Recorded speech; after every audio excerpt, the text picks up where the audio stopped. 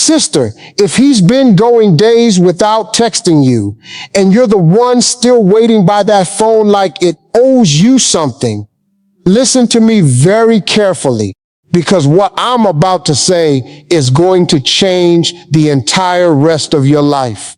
I know that silence. I know that ache in your chest right before bed. I know the way you keep flipping the phone face down and face up like the answer's gonna change. I know you've been ignored, replaced in his stories, forgotten on days that used to matter. And by the end of this video, you are going to understand exactly what happens inside a man's mind the moment a woman stops chasing him. You'll know the two things he does every single time. You'll know the trap most women fall into right before he comes back. And you'll know how to become the woman he cannot stop thinking about without ever sending another text. But before I tell you exactly what to do, you need to understand what's really happening in his mind. Because once you see it, sister, you will never look at this situation the same way again. Now come here. Sit down with me for a minute. Put the phone down. No, I mean it. Put it down, screen down, on the table where you can't see it. Because before I teach you anything, before I give you one single rule, I need you to know something. I see you. I see you at 11:47 at night, sitting on the edge of that bed, one lamp on, the covers half pulled back, and that phone in your hand like it's a lifeline. I see you scrolling up in the conversation, reading messages from 3 weeks ago when he was still texting you good morning, still calling you baby, still asking how your day was. And now the last message is a blue bubble from you sent Tuesday that says something small like, hey, how was your day? And it's been read. Read, not answered, read. And every time you open that thread, that little word, read, 9:42 p.m., sits there like a slap in the face. I see you. I see the way you rehearse conversations in the shower. The way you plan out what you would say if he called right now. How you'd play it cool, how your voice wouldn't shake, how you'd laugh a little too easy to prove you were fine. I see you writing text messages you never send, typing, deleting, typing, deleting, watching those 3 dots appear in your own head and never in his. I see you posting that picture on a Tuesday afternoon, the one where you did your hair and put on that lipstick and told yourself, I'm posting this for me. But sister, you and I both know you posted it for him. You wanted to see his name pop up in your notifications. You wanted him to see that you're glowing. You wanted him to feel one little sting of regret. And when he watched the story and didn't reply, oh, that was a knife, wasn't it? I know because I've sat across from 1,000 women who've walked into rooms with that same hollow look in their eyes. Grown women, powerful women, women with degrees and titles and businesses and children and rent paid in full, reduced to a puddle by one man's silence. Beautiful women who forgot they were beautiful because one man stopped saying it. Strong women who forgot they were strong because one man stopped calling them by name. And listen, I'm not here to shame you. I'm not here to tell you you're stupid or weak or desperate, because you're not. You're none of those things. You're a woman who loved, and loving is not a crime. Wanting is not a sin. Hoping is not weakness. You gave what you had, and you gave it honest, and there is no shame in that. Hear me on that. There is no shame in that. But there is a lesson. And that lesson is what I'm about to walk you through tonight. Because I need you to understand something first. That ache you feel, that hollow chest caving, why won't he just answer me? Ache, that's not just about him. That ache is old. That ache goes back to the first time somebody you loved chose somebody else. Maybe it was a father who wasn't there. Maybe it was a mother who was too busy. Maybe it was a first boyfriend at 17 who told you he'd call and never did. And every time a man goes silent on you now, that old wound opens right back up like it never healed at all. Because it didn't heal, sister. It just got covered up. And that's why this hurts so bad. That's why you can't just let it go. That's why your friends can say, girl, forget him. And it sounds so easy coming out of their mouth and feels so impossible sitting in your chest. Because it's not just him. It's every him you ever loved who didn't love you back the way you deserved. Now let me tell you something. The reason you clicked this video tonight is not an accident. You didn't scroll past 1,000 other things and land here by chance. Something in your spirit knew. Something in you said, I'm tired. I'm tired of chasing. I'm tired of checking. I'm tired of being the one who cares more. And that tired, that holy sacred tired, is the beginning of your restoration. You hear me? That tired is the doorway. Because a woman who's still comfortable in her chasing ain't ready to hear what I'm about to say. But a woman who's tired, a woman whose knees are worn out from praying about the same man, a woman who's cried the same tears 3 months in a row, that woman is ready. And I believe you're ready. I believe God brought you here tonight because you're ready. But here's what happens next. And I need you to stay with me because the next part is where I show you exactly what's happening inside that man's head right now, tonight, while you're sitting there wondering. And once you see it, you'll never chase another man again as long as you live. Don't move. Now listen to me carefully. I'm about to tell you something no one told me until I was almost 40 years old. And I wish somebody had. A man does not value what he does not invest in. Write that down. Read it back to yourself 3 times before you sleep tonight. A man does not value what he does not invest in. He does not treasure what costs him nothing. He does not protect what he did not have to fight for. He does not stay up at night worrying about what he knows will still be there in the morning. And sister, you have been still there in the morning for too long. You've been the sure thing. You've been the safe harbor. You've been the woman he can call at 10 p.m. and know she'll answer. The woman he can leave on read for 6 days and know she'll still be waiting when he comes back. The woman whose love is so guaranteed, it stopped being a gift and started being furniture. And a man, hear me on this, a man does not miss furnitures. He steps over it on his way out the door. He only misses the couch when he sits down somewhere else and it's not as comfortable. Let me tell you a story. I knew a young man years ago, good young man, respectful, hardworking, and he had a woman who loved him to the bone. This woman cooked for him, prayed for him, drove across town at midnight when his car broke down, remembered his mama's birthday better than he did. And you know what he did? He took her for granted for 2 solid years. 2 years. Called her when he was bored, ignored her when he was busy, promised her the world on Sunday and forgot her by Wednesday. And she loved him hard.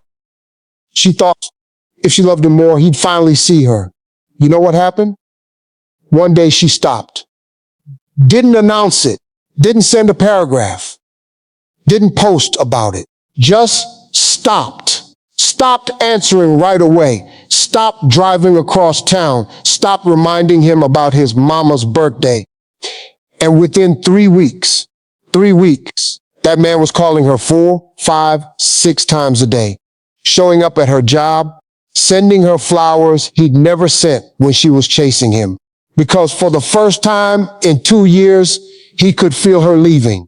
And a man will move heaven and earth to keep what he's finally afraid of losing. But he will not lift one finger to keep what he believes he already owns. Understand? Now here's what nobody's telling you, and I want you to lean in for this one. There is a difference between a man who is busy and a man who is disinterested, and most women never learn it. A busy man will still send you 3 sentences at lunch. A disinterested man will send you a thumbs up emoji after 4 hours. A busy man says, "I've been slammed, but I've been thinking about you." A disinterested man says nothing and then reappears on a Thursday night at 10:47 like nothing happened. And I know you know which one you've been dealing with. You felt it, didn't you? You've known for weeks. Your spirit told you. You just didn't want to listen because listening meant you'd have to do something about it. But here's what I need you to understand about him. There are 2 things, 2 specific things that happen in a man's mind the moment a woman he took for granted finally goes quiet. And I don't mean quiet like she sent a long paragraph telling him she was done. I don't mean quiet like she blocked him and unblocked him 3 times in a week. I mean the real quiet, the sacred quiet, the kind of silence that has no drama, no announcement, no warning, just gone, just peaceful. She stopped. The first thing he does, and I'll tell you in a minute exactly the timeline it happens on, because there is a timeline and it is remarkably consistent. The first thing he does is panic. And I don't mean panic like tears. Men don't panic like women. A man's panic is quiet. It's internal. It looks like him picking up his phone 12 times in an hour to see if you texted. It looks like him refreshing your Instagram. It looks like him asking his boy, "Have you heard from her?" Trying to sound casual. It looks like him driving past your street just because he was in the neighborhood. That's a man in panic. That's a man whose ego just noticed the temperature drop. The second thing he does, and this is the one that shocks women every single time, I'll get to just a moment, because before I tell you what it is, you need to understand why he does it. And that why is going to unlock something in you. But watch this. Men return to the silence they cannot control. Write that one down too. Men return to the silence they cannot control. When you were texting him, he had control. When you were calling him, he had control. When you were double texting, sending memes, laughing at his jokes on Instagram, he had control. Every ping on his phone was proof that you were still in his pocket. He didn't have to think about you because you were making sure you stayed on his mind for him. But the moment your name stops popping up, the moment the pings stop, the moment he opens Instagram and there you are, glowing, unbothered, not tagging him, not looking for him, that silence becomes a puzzle. And a man's ego cannot leave a puzzle alone. He will pick at it. He will poke it. He will send a "Hey stranger" text at 11:47 just to see if he can still make you jump. I've seen this 1,000 times. 1,000. Different women, different men, different cities. Same script. He goes silent. She waits. She breaks. She reaches out. He gives her a crumb. She feels validated for 6 days. He goes silent again. Round and round until she's dizzy and he's bored. Until one day she stops and then everything flips. Now here's what I'm about to tell you in this next part is the part that changes women's lives. So don't move, because I'm about to show you why your softness got mistaken for weakness, why your availability got mistaken for desperation, and why the version of you that's still trying to be nice and understanding is the exact version of you that keeps ending up on read. Stay with me. Sister, I need you to hear me on this one. Sister, because I'm about to say something that might sting a little before it heals. You were never the problem. Let me say it again for the woman in the back who's been carrying a weight that was never hers to carry. You were never the problem. You are not too much. You are not too emotional. You are not too needy. You are not too intense. You are a woman who loved a man who did not know how to receive a woman like you. And there is a difference between being too much and being with the wrong one. And most women never learn it. But, and I want you to hear this but, you were never the problem, but your availability was. Understand? You made yourself too easy to reach, too easy to keep, too easy to hurt and then have back. Your softness was not the issue. Your softness is a gift from God. It is one of the most sacred things about a woman. But softness without boundaries is not softness. Softness without boundaries is just an open door. And an open door doesn't get respected. It gets walked through. Let me tell you something. The woman he took for granted is not the woman he's about to meet. Because the woman you were, the one who answered on the first ring, the one who explained herself 3 times, the one who apologized when she hadn't done anything wrong, that woman is dead now. She died the night you clicked this video. And we're about to build the woman he now fears losing. Say it with me. She died the night I clicked this video. Now here's what a high-value woman is, and I don't want you to confuse it with what social media has told you. A high-value woman is not a woman with a designer bag. A high-value woman is not a woman with a certain body count or a certain zip code. A high-value woman is a woman who has become her own source of joy, her own source of validation, her own source of peace. She does not go to a man to fill a cup. She comes to a man with a cup already overflowing, and she pours from the overflow, not from the well itself. You've been pouring from the well, and that's why you're empty. A high-value woman protects her energy like it's currency, because it is. She does not spend her attention on men who cost her peace. She does not hand her presence to men who haven't earned her time. She does not explain herself to people committed to misunderstanding her. She does not chase, because chasing is for the woman who does not believe what's meant for her cannot miss her. And what's meant for you cannot miss you. Write that one down. Now let me tell you what a high-value woman knows in her bones that most women never learn. She knows that her presence is a privilege, not a right. She knows that her softness is sacred, and she does not give it to men who cannot handle it. She knows that when she walks into a room, she brings the temperature with her. She does not adjust to the room adjusts to her. She knows that silence is a weapon and peace is her fortress. She knows that a man who has to be convinced to stay is already gone. She knows that her worth is not up for negotiation, and any man who tries to negotiate it is negotiating himself out of her life. I've seen this 1,000 times. A woman spends years trying to convince a man of her value, cooking, sacrificing, waiting, explaining, reasoning, bargaining. And I'm here to tell you tonight, once and for all, if you have to convince him, sister, he already knew. He just didn't care enough to act on it.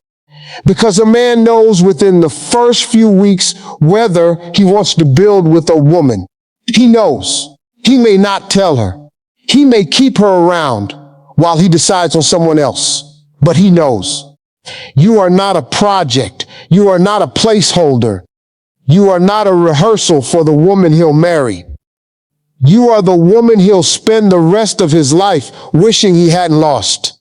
Now listen, I want you to understand this next piece because it's the pivot point of everything. There is a phrase I want you to memorize. Say it out loud right now. Alone. in your bathroom, in your car, wherever you're watching this. Say, I am not available to be an option. Say it again. I am not available to be an option. One more time. I am not available to be an option. Because the moment you decide that, everything changes. Your posture changes. Your voice changes. The energy you walk into rooms with changes. And a man, a real man or a boy pretending to be one, can feel that energy shift from across a city, from across a text thread, from across a silence. You don't need to announce your new standard. You just need to become it. He didn't lose interest. He lost access to a woman who forgot her value. And that woman is dead now. Now, if any of this is landing on you right now, do me one favor. Just one. Tap that subscribe button, because I make these videos for the sister who's ready to remember who she is. That's it. That's the whole pitch. If you feel me, you feel me. Come sit with me every week. We got work to do. Now, but here's what happens next. I'm about to walk you through the prescription, the playbook, the actual moves. 7 rules. 7. And each one of them is a small death of the old you and a small birth of the new you. Some of them are going to feel impossible. Some of them are going to feel like they go against everything you've been told about love. But I want you to trust me, because these are not my rules. These are the rules I learned from watching 1,000 queens rise from the dust of a man's silence. Don't move. Rule number 1, and write this one down, sister. I don't care where you are. Pull out your notes app right now. The first thing you're going to do is nothing. Nothing. You are going to master the sacred art of doing absolutely nothing. Now, I know that sounds simple. I know your first thought is, that's it? That's rule number 1? I already stopped texting him. No, baby, no. You didn't stop. You paused. There is a difference between stopping and pausing, and most women never learn it. Pausing is when you don't text him for 4 days, but you check his location 17 times. Pausing is when you don't call him, but you post 6 stories, hoping he'll watch. Pausing is when you delete the thread, but keep his number memorized. Pausing is performative silence. Silence with a spotlight on it. Silence that's really just louder waiting. Stopping is different. Stopping is when you close the tab in your mind. Stopping is when you don't check whether he watched the story. Stopping is when your friend says his name and it takes you a full second to remember who she's talking about. Stopping is when the silence in your house is no longer a hole where his voice should be. It's just quiet. Peaceful quiet. You're quiet. Here's what happens in his mind when you truly stop. Around day 3, he notices. He doesn't say anything to himself yet. He just feels the absence, the ping that didn't come, the story you didn't watch, the birthday of his that you didn't remember. Around day 7, he starts to wonder. Around day 14, he starts to worry. Around day 21, he acts. I have seen this timeline hold up across 1,000 different men. Different ages, different races, different tax brackets, different love languages. Day 21 to day 30, he acts. But, and this is where most women fail. Most women don't make it to day 21. Most women make it to day 9 and cave. Day 9 is the killer. Day 9 is when the loneliness hits its peak. Day 9 is when your mind starts negotiating. Maybe if I just send one small text, maybe if I just check to see if he's okay, maybe he's going through something and I'm being cold. No, ma'am. That is the voice of the woman who died. That is the ghost of the old you talking. You do not answer that voice. What you do instead, you write him the text you want to send. Write the whole thing. Every word. Pour it out. And then You send it to yourself. You send it to your notes app. You send it to a journal. You do not send it to him because that text is not for him. That text is for you. That text is you emptying the weight so you don't carry it into tomorrow. The script when your finger hovers over his name. Not tonight. Not this version of me. Not ever again. And if you skip this rule, if you send the hey, just checking on you text on day 9, everything I'm about to teach you falls apart. Because that one text tells him he still has access. And access is the whole game. The moment he knows he still has access, he goes right back to sleep on you. Right back. Because now he knows the panic was a false alarm. Now he knows you're still the sure thing. And a man does not chase a sure thing. Ever. Rule 1. You do nothing. Say it with me. Nothing. The second thing you're going to do, and this is where most women fail, you are going to become genuinely, actually in your bones, unavailable. Not unavailable as a performance. Unavailable as a lifestyle. Now hear me, there's a difference between playing hard to get and being genuinely occupied with your own life, and most women never learn it. Playing hard to get is a woman who's still centered on him. She's just pretending to be centered on herself. Being genuinely unavailable is a woman who forgot to check her phone because she was laughing too hard with her sister at brunch. It's a woman who missed his call because she was in a Pilates class. It's a woman who took 6 hours to reply because she was reading a book and lost track of time. That 6-hour delay is not a strategy. It is a byproduct of a full life. And here's the psychological truth about men. A man can smell performance. He can smell it. If you're pretending to be busy while checking your phone every 3 minutes, he feels it in your energy the second you finally respond. Your reply reads too fast, too eager, too aware of the delay. But the woman who actually forgot, the woman who's genuinely midlife when he texts, her response has a different flavor. It has spaciousness. It has calm. It has, oh, hey, I saw this earlier. Sorry. That sorry, saw this earlier, with no explanation, no apology paragraph, no I was doing X and Y. That is a nuclear weapon on a man's ego. Because he can't decode it. He doesn't know if you were with another man. He doesn't know if you were at church. He doesn't know if you were sleeping. All he knows is you had somewhere else to be, and her wasn't him. Let me tell you something. I knew a woman years back who came to me heartbroken over a man who'd been ghosting her for weeks. And I told her, baby, stop trying to become mysterious to him. Become mysterious to yourself. Go do something you've never done. Sign up for something. Say yes to something that scares you. She signed up for a salsa class. Ridiculous, right? She'd never danced a step in her life. But she went, and she went again. And by week 3, she wasn't thinking about him at 11:47 p.m. She was thinking about her turn combinations. And you know when he called? Week 4, just like clockwork. And you know what she said? She said, hey, can I call you back? I'm out. And she meant it. And that was the day he knew he'd lost her. The scenario, he texts you Friday at 9 p.m. Hey, stranger. 2 words. Old you would have replied by 9:04 with a paragraph. New you sees it at 9:15. Doesn't reply. Goes back to her book. Falls asleep. Sees it again the next morning while she's making coffee. Doesn't reply. Goes to Pilates. Sees it at 2 p.m. while she's out to lunch. Types back 1 word. That's it. That's the reply. Sends it. Puts the phone down.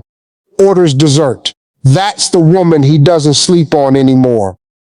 The warning.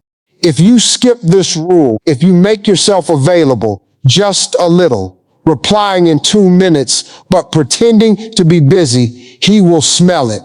And he will lose all fear Because the fear was never about your words. It was about your absence. And a fake absence does not create real fear. Rule 2, unavailable as a lifestyle, period. Rule number 3, and this one, sister, is the one they don't want you to know. This is the part they don't want you to know. You are going to stop explaining yourself. Stop explaining yourself. Now, I know what this sounds like. You're thinking, but if I don't explain, how will he understand? What if he thinks I'm mad? What if he thinks I don't care? Baby, that is exactly the point. When a woman over-explains, she is teaching a man that his opinion of her behavior matters more than her own reasons for it. Every paragraph of explanation is a small confession that says, I need you to approve of me. And a man does not chase a woman whose approval he already has. Watch this. He asks, where were you last night, old you? Oh my God, I'm so sorry. I was with my girls at Melinda's birthday. We went to that new spot on 5th, and then we went back to her place because she was crying about her ex. And then I fell asleep on her couch. Sorry, I didn't text back. I saw your message, but my phone was almost dead. You hear that? You hear that grovel? You built him a whole documentary, knew you, out with my girls. Fun night. 6 words. Oh, stop. That's the whole reply. And the reason it works on him is this. Men are wired to fill in blanks. They cannot help it. Give a man a paragraph and his brain does nothing with it. It's fully filled in. Give a man 3 words and his brain won't sleep. He'll wonder which girls. He'll wonder where. He'll wonder if there was a guy there. He'll wonder if she had a good time. He'll wonder if she thought about him. Every gap in your explanation is a room in his mind you now occupy rent-free. Let me tell you a story. There was a woman I knew who used to send her man these long, apologizing, over-explaining texts every time she was late to reply. Paragraphs, novels. And he was cheating on her, plain as day, because he knew her whole life, minute by minute, and she knew none of his. One day she got tired, started giving him 1-word replies. Busy. Later. Sure. Within 2 weeks, that man was accusing her of seeing somebody else. Within a month, he was proposing marriage.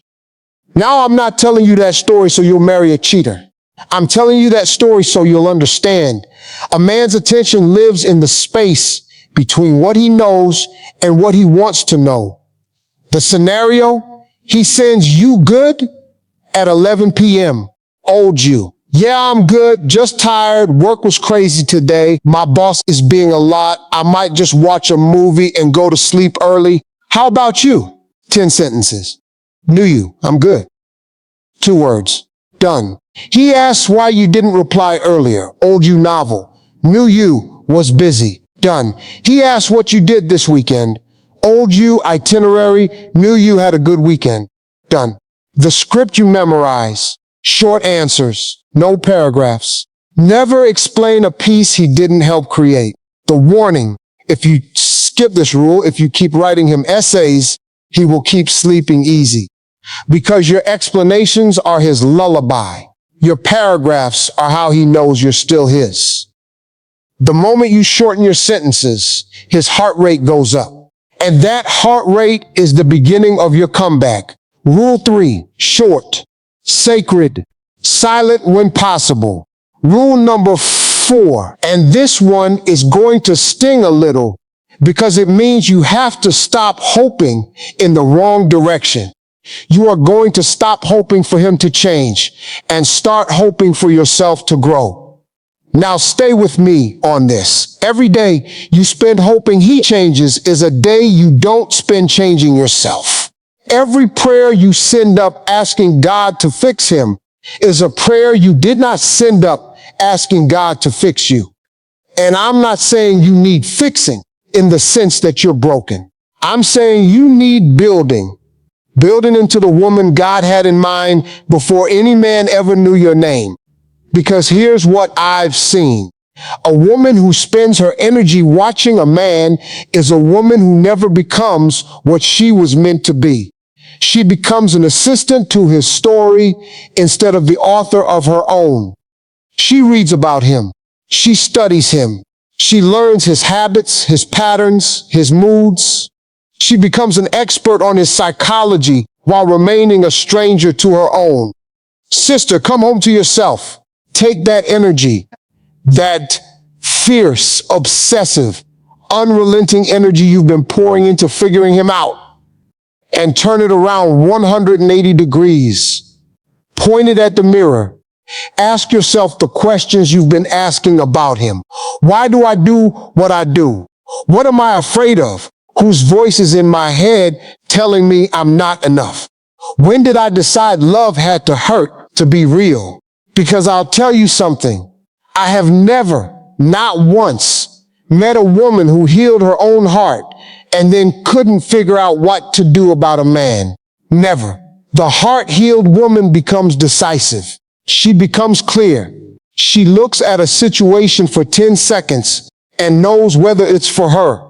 The heartbroken woman spends 9 months wondering if a man who hasn't texted her in 3 weeks is her husband. There is a difference.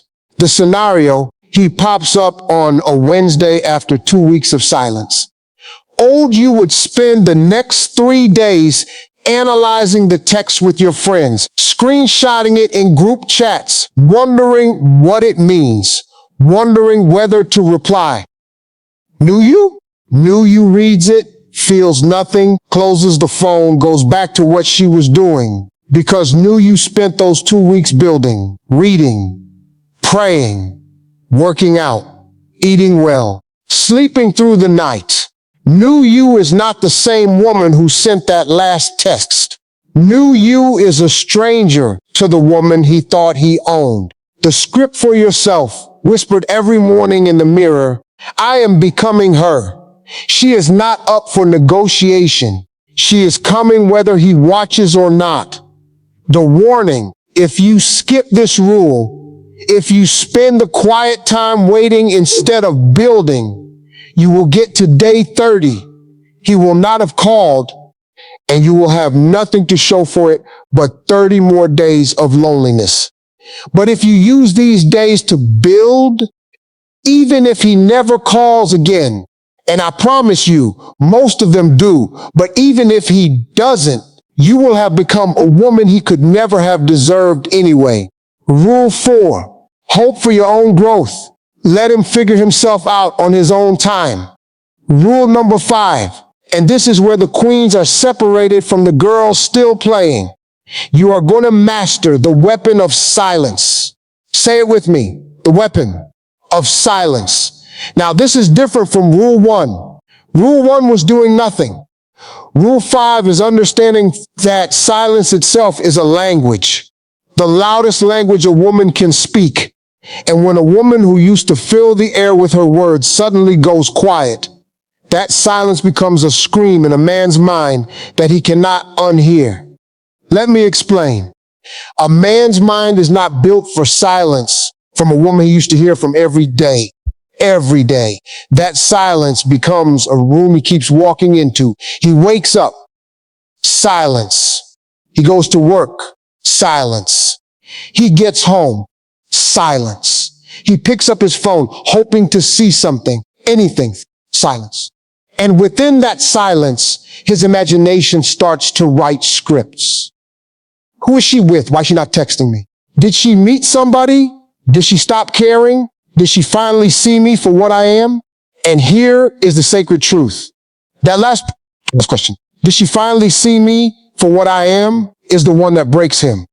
Because deep down, every man who took a good woman for granted knew he was doing it. He knew. He may not have wanted to admit it. He may not have wanted to change it. But he knew. And the day her silence forces him to sit with that knowing, alone in the quiet, with no distraction, is the day something shifts. Let me tell you something. I have never seen a man come back to a woman because she argued him back. Never. I have seen 1,000 come back because a woman disappeared clean. The scenario, He sends the "Hey stranger" text at 11:47 p.m. on a Thursday. Old you replies within 3 minutes with a paragraph, tries to sound casual but fails. New you sees it, does not reply, puts the phone down, sleeps through the night, wakes up the next morning, doesn't reply, goes to work, doesn't reply, comes home, doesn't reply, eats dinner, doesn't reply.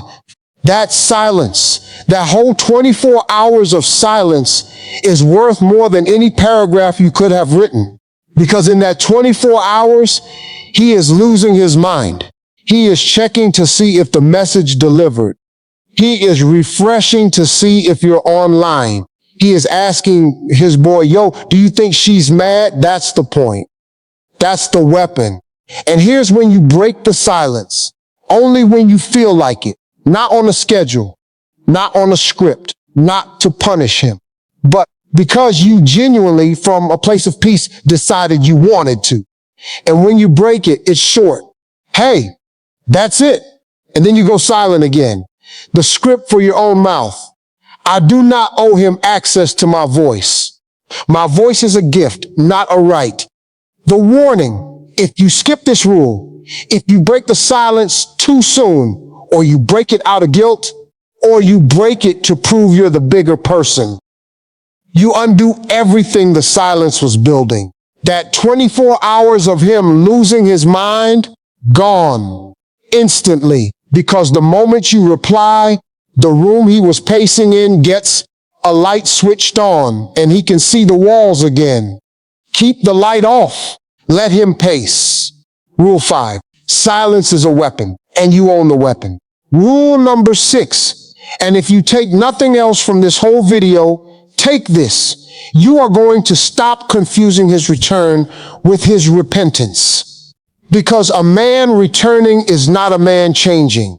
Say it again. A man returning is not a man changing. Now, this is the trap. This is the trap so many women fall into. She does the work. She goes quiet. She becomes unavailable. She lets him panic. And around day 21 to day 30, sure enough, he comes back.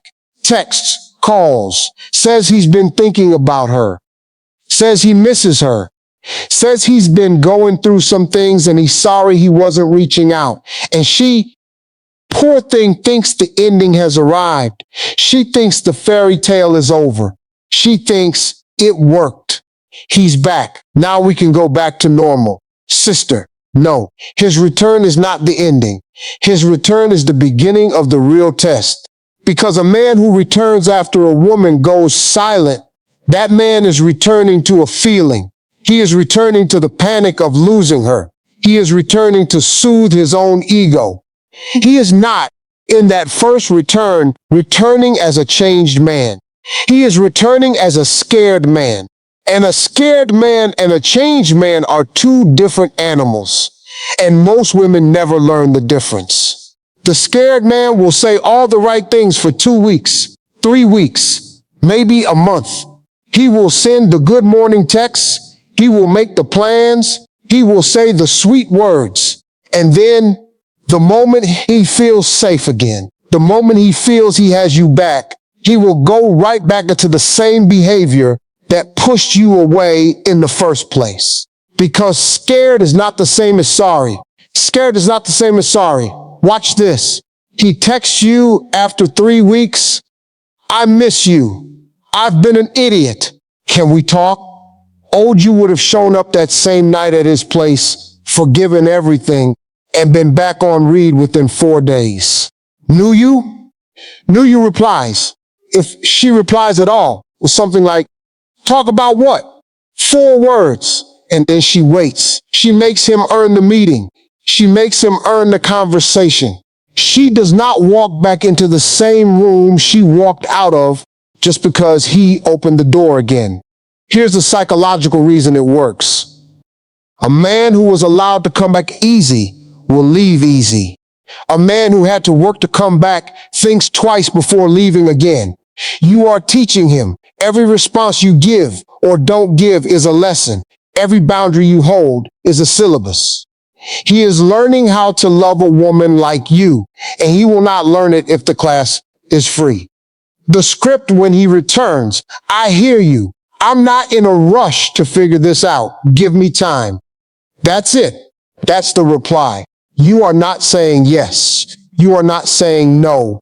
You are saying, I no longer bend my life to your timeline. And that sentence, sister, that sentence is where his real reform begins, if it's ever going to begin. The warning. If you skip this rule, if you let him waltz right back in the door on the strength of one text, you have taught him that everything you built in the silence was a bluff. He will test the boundary again in 3 months. And this time he'll ghost longer because now he knows exactly how long it takes for you to fold. Rule 6, return is not repentance. Make him earn every inch. Rule number 7, and this is the final one, the one that seals the entire transformation. You are going to become a woman with a life so full that his return becomes optional. Optional. Not needed, not required, not the goal. Optional. Because here is the highest place a woman can arrive at, and most women never taste it. The place where a man's return would be nice, but not necessary. The place where you can look at his name on your phone and feel nothing, not anger, not hope, not fear, just nothing, just peace. The place where his coming back is an addition to your life and not the salvation of it. Now that place is not a mood. That place is a woman, and she is built brick by brick over these 30 days of silence. She is built in the morning walks you take instead of scrolling. She is built in the books you read instead of his old messages. She is built in the meals you cook for yourself instead of waiting to be taken out. She is built in the friendships you rebuild, the hobbies you pick back up, the church you go back to, the God you get quiet with again. Let me tell you a story about a queen I once knew. This woman had been through it. Divorce. Betrayal. A season where she couldn't even leave her house. And one day she just decided she was going to build a life so beautiful that if her ex ever came back begging, her answer would come from a place of choice, not from a place of hunger. 6 months later, that man did come back. 6 months. Knocking on the door, roses in hand, tears in his eyes, whole 9 yards. You know what she did? She let him say his piece. She listened all the way through. And then she said, I appreciate that, but I don't need you anymore. And I'm not in the business of adding people to my life who I don't need. And she closed the door. Now, you might not close the door. Your story might be different. God might have a reunion in the plans for you. But listen to me. Whether the door closes or opens, it has to be your hand on that door. Your hand. Not fear's hand. Not loneliness's hand. Not everybody else's coupled up hand. Your hand. The scenario, it's a Tuesday, 6 months from now. You're making dinner. Some song comes on that used to make you cry. You notice you don't cry. You notice you don't even feel the pinch. You notice you're humming. And in that moment, sister, you will realize she is here.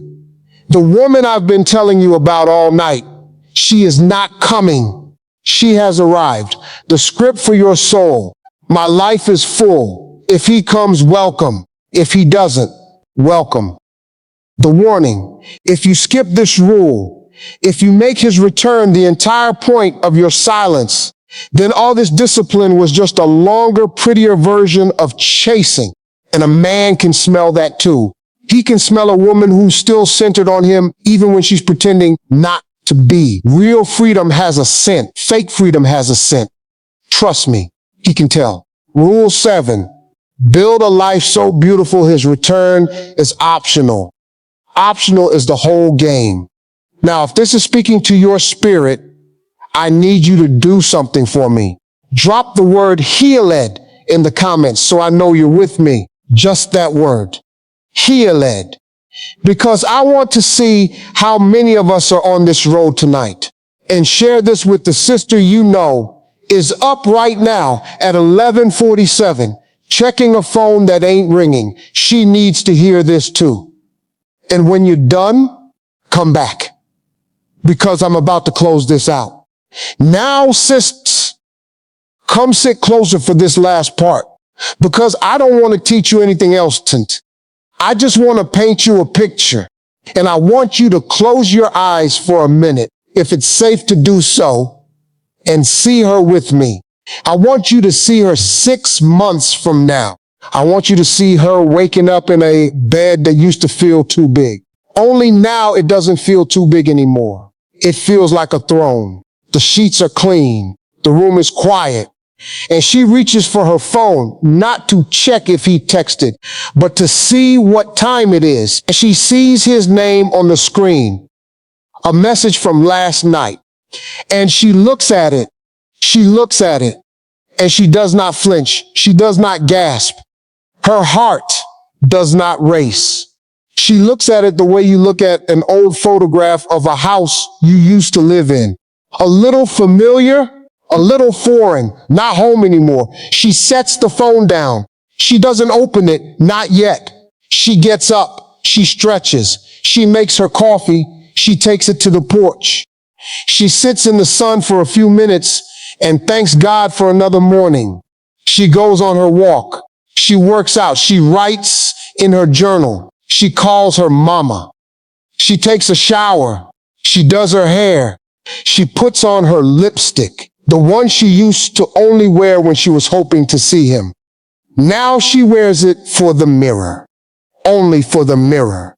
Around 1 p.m, over lunch, she remembers his message, almost like an afterthought. She opens it, reads it.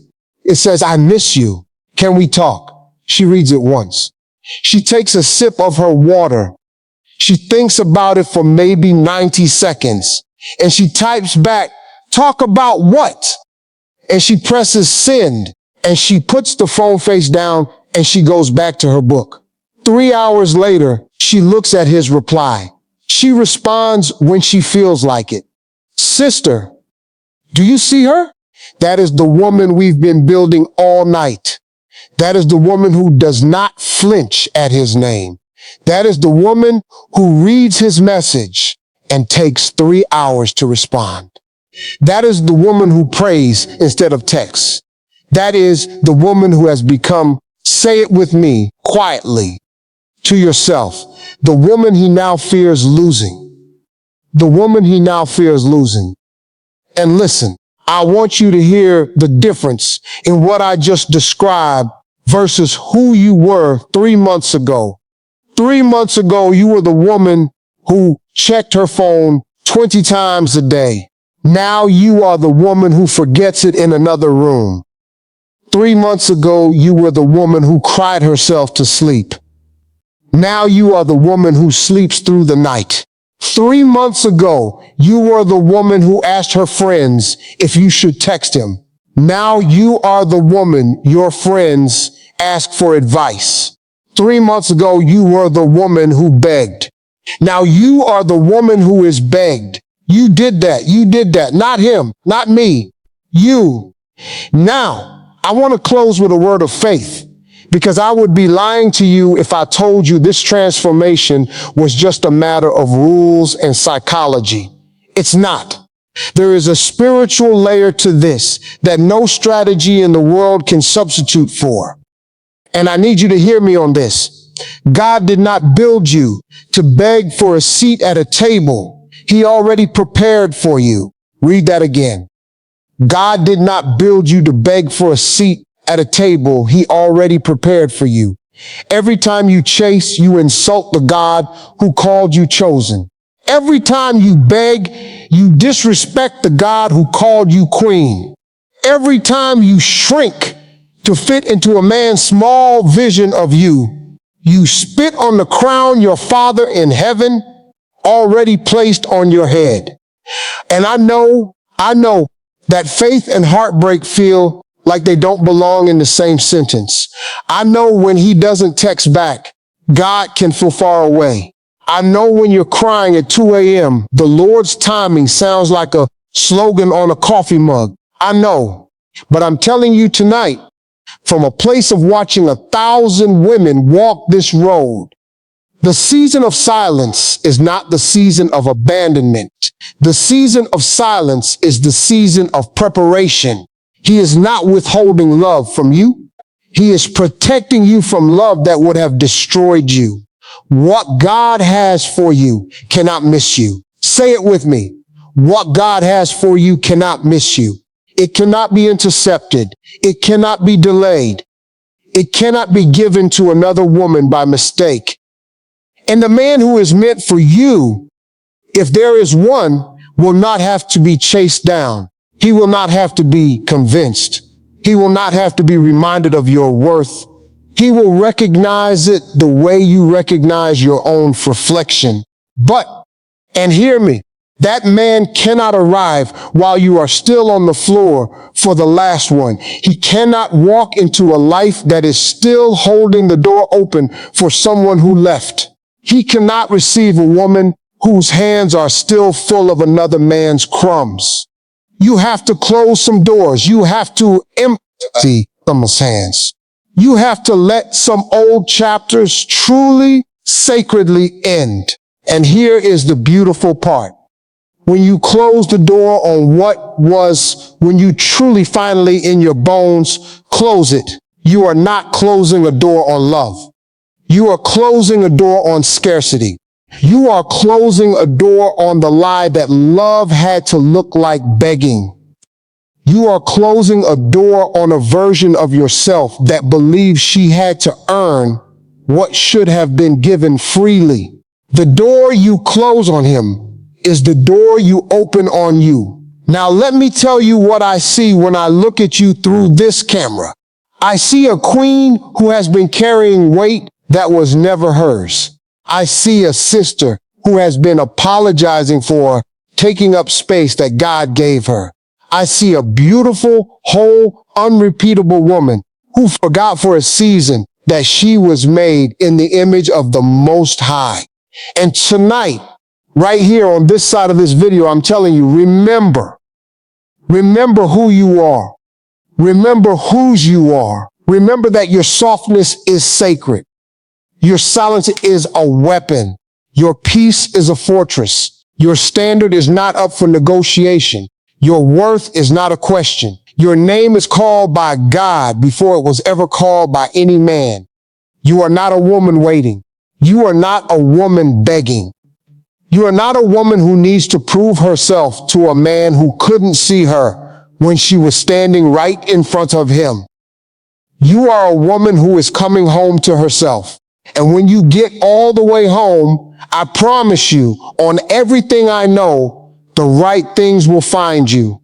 Because what's meant for you cannot miss you. So tonight, before you close this video and go to sleep, I want you to do one thing for me. Just one. Put the phone on the nightstand, face down, and whisper out loud so your own ears can hear it. 3 words. I am chosen. Say them again. I am chosen. One more time. I am chosen. Now go to sleep, queen. Go to sleep in peace. Because the war for your worth was won the night you stopped fighting for a seat at his table and started building your own. He will call. He will apologize. He will beg. But by then, you'll be busy. Busy becoming her. Busy walking with God. Busy living the life he always had planned for you. And when you read his name on that screen, 3 hours from now, 3 days from now, 3 months from now, you'll smile. A small private smile. Not because he came back, but because you didn't have to wait for him to. I love you, sister. Sleep well. Peace to you. Peace to your peace. Peace to your future. Peace to your becoming. Amen.